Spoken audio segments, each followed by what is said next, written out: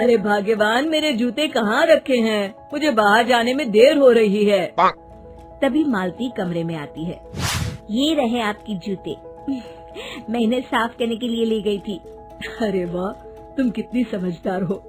मेरे बिना कुछ कहे ही सारे काम कर देती हो। तभी मालती झिझकते हुए रमेश से कहती है, सुनिए जी, आपसे एक बात कहूँ, बुरा तो नहीं मानेंगे ना? अरे नहीं नहीं, बेफिक्र होकर कहो। शादी से पहले मैं अपने मायके में नौकरी करती थी। मैं चाहती हूँ कि अब मैं फिर से नौकरी करना शुरू कर दूँ। वैसे भी सारा दिन घर में बोर हो जाती हूँ। देखो मालती, तुम्हारे नौकरी करने से मुझे कोई ऐतराज नहीं है, लेकिन तुम्हें एक बात बता दूं, हमारे खानदान में आज तक कभी किसी औरत ने नौकरी नहीं की। फिर भी एक बार तुम माँ से पूछ कर देखो, अगर वो तुम्हें नौकरी करने की इजाजत दे देती है तो अच्छी बात है। रमेश वहाँ से चला जाता है। फिर उसी शाम मालती अपनी सास के पैर दबा रही होती है। तभी उसकी सास मालती से कहती है, अरे क्या बात है बहू, आज तो ठीक तरह से मेरे पैर नहीं दबा रही। किसी ख्याल में खोई पड़ी है क्या? मैं भी तो जानूं आखिर बात क्या है।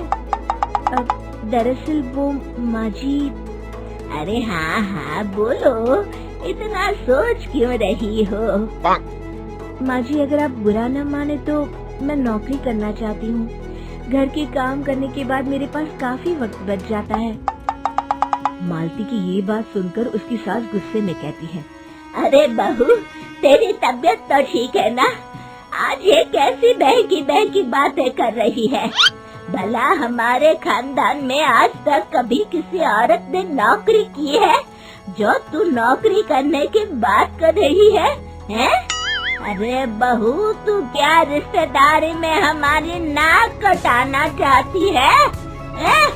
जितना जल्दी हो सके अपने दिमाग से नौकरी का भूत उतार दे। और अब जा, जल्दी से रसोई में जा, खाना बनाने का वक्त हो रहा है। मालती मन मार कर खाना पकाने के लिए रसोई घर में चली जाती है। अगले दिन, नमस्ते माँ जी, कैसी हैं आप?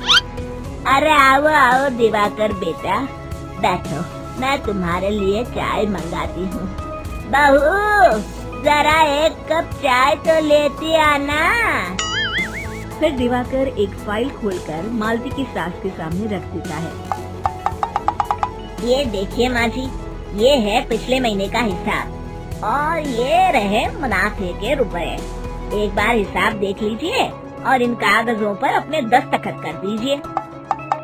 अरे दिवाकर बेटा, मैंने भला आज तक कभी तेरा हिसाब देखा है जो अब देखूंगी?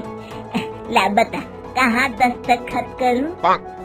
तभी मालती चाय लेकर वहाँ आ जाती है और अपनी सास को बिना कागजातों को पढ़े इस तरह लापरवाही से दस्तखत करते हुए देखकर हैरान रह जाती है। अच्छा माँ जी, अब मैं चलता हूँ, फैक्ट्री में बहुत काम है। फिर दिवाकर वहाँ से चला जाता है। कुछ दिनों बाद मालती बाजार में कुछ सामान खरीद रही होती है। तभी एक बूढ़ा आदमी उसे आवाज देता है, अरे मालती बेटी, कैसी हो? मुझे पहचाना? मैं तुम्हारी कंपनी में मुनीम का काम करता हूँ। हाँ चाचा जी, मैं आपको बिल्कुल पहचानती हूँ। कहिए, कैसे हैं आप? मैं तो ठीक हूँ। कंपनी में कुछ भी ठीक नहीं चल रहा, यहाँ तक कि हमें ठीक वक्त पर तनख्वाह भी नहीं मिलती। ये आप क्या कह रहे हैं? अब क्या बताऊं, आप लोग तो कभी हिसाब किताब देखने दफ्तर आते नहीं। मेरी मानो तो एक बार आप लोग दफ्तर आकर सारा हिसाब किताब देख लो, आपको असलियत पता चल जाएगी। अच्छा बेटी, अब मैं चलता हूँ, देर हो रही है। फिर वो बूढ़ा वहाँ से चला जाता है। वहीं दूसरी तरफ मालती घर पहुंचकर अपनी सास को सारी बात बताती है। तभी वहाँ रमेश भी आ जाता है, लेकिन मालती की सास मालती की किसी भी बात पर विश्वास नहीं करती। तभी रमेश कहता है, अरे माँ, बिना आग के कभी धुआं नहीं उठता। जब मालती इतना कह रही है तो हमें एक बार दफ्तर चलकर देख लेना चाहिए। वैसे भी हम लोग काफी दिन से अपने दफ्तर नहीं गए हैं। इस तरह किसी एक आदमी के भरोसे काम छोड़ना मुझे भी ठीक नहीं लगता। अगले दिन वे सभी अपने दफ्तर पहुंचते हैं और सीधे दिवाकर के कैबिन में जाते हैं। अचानक सबको एक साथ देखकर दिवाकर चौंक जाता है। अरे माँ जी, आप सब लोग अचानक यहाँ कैसे आ गए?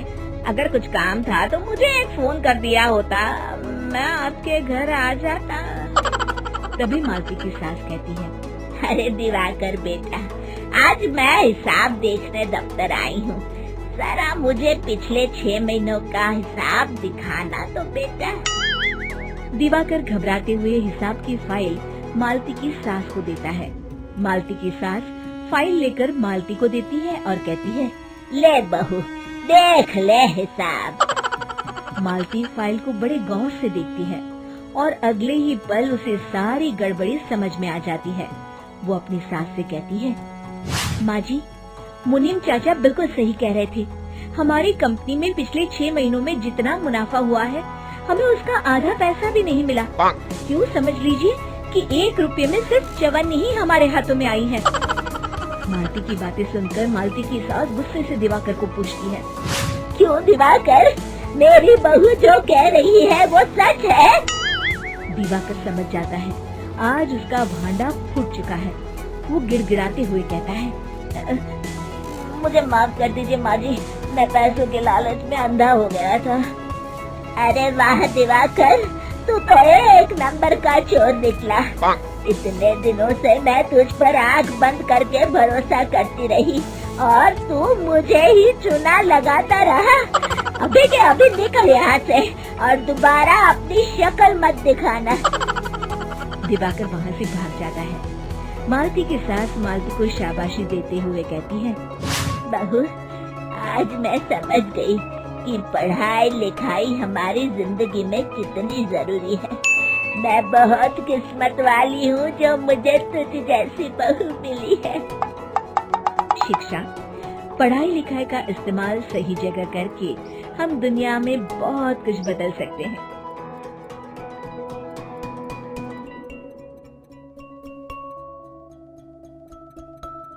Like and subscribe.